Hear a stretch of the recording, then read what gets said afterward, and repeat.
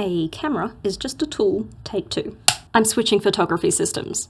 Again, in my line of work, I've worked with heaps of different cameras. In terms of photography, I've really only worked with Canon, Sony, and Fuji, and that is in order. I started with the Canon camera, I moved on to Sony, and about a year ago, I moved on to Fuji. My camera kit up until now has been a Fuji X-T3.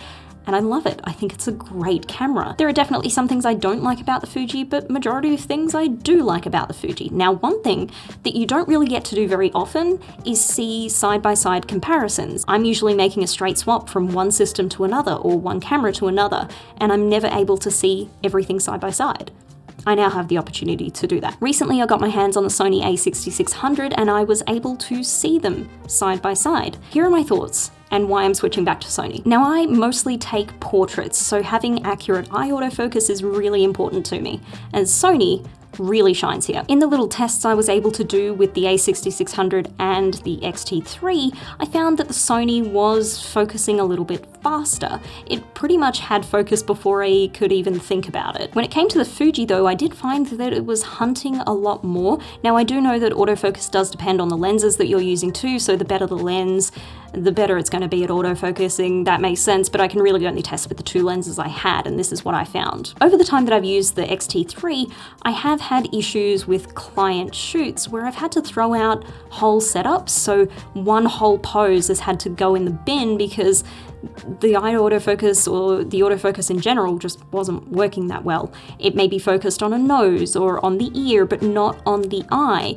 even though I could have sworn when I was using it, it was focusing on the eye according to the guides I was seeing on the screen. But there were also times where the focus would throw out completely to something that isn't a face, even though face tracking is on. Some of those came out as happy accidents like this one, which actually ended up being my favorite photo of the shoot, even though the model is not in focus. I just liked the vibe of it, but of course, you want every photo to be in focus. You want it to focus on what you need it to focus on, and the Fuji really let me down a number of times. So it's frustrating, but I still absolutely love the Fuji, and one of the reasons why I love it is the colors. I pretty much always set it to Eterna, and I suppose that doesn't really matter because if you're shooting RAW, you're able to change it to whatever you want really. Prior to switching to the Fuji, I owned a Sony A7R Mark II.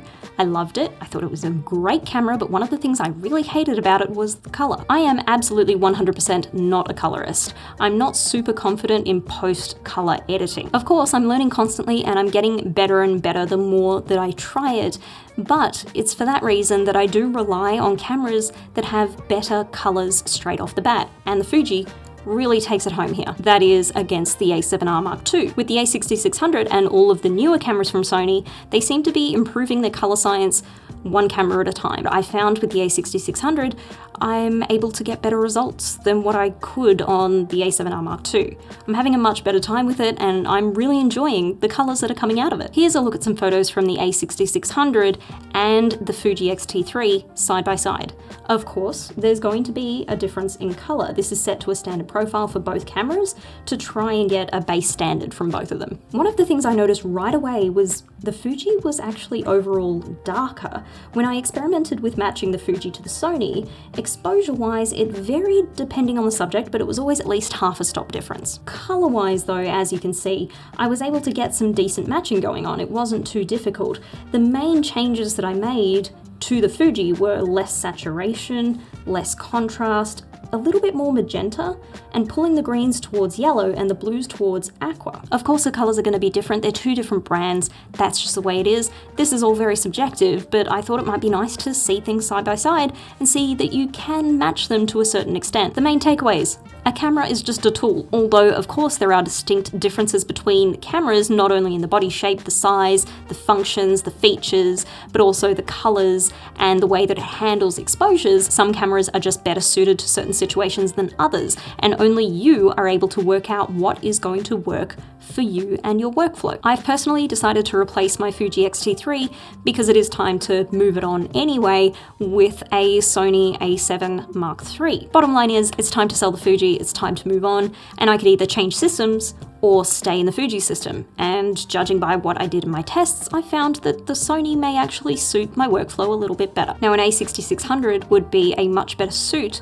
as a camera to match with an A7 Mark III. I could have both cameras on a portraiture shoot. I could have one on a wider lens, one on a tighter lens, and then switch between them. Not only that, but the autofocus is impeccable. I think it's really going to work a lot better in my favor in terms of doing portraiture, so that's why I want to really get into that system as well. Another reason for me why switching to Sony might be a little bit better is because you can adapt a wide range of lenses to the camera, as well as Sony having a wide range of lenses to begin with. There's so many out there and I don't even know what I'm going to choose. Overall, I'm excited to be moving in a different direction. I think it's really going to help me, but only time will tell. Who knows? Maybe next year I'll switch back to Fuji, maybe I'll switch to Canon.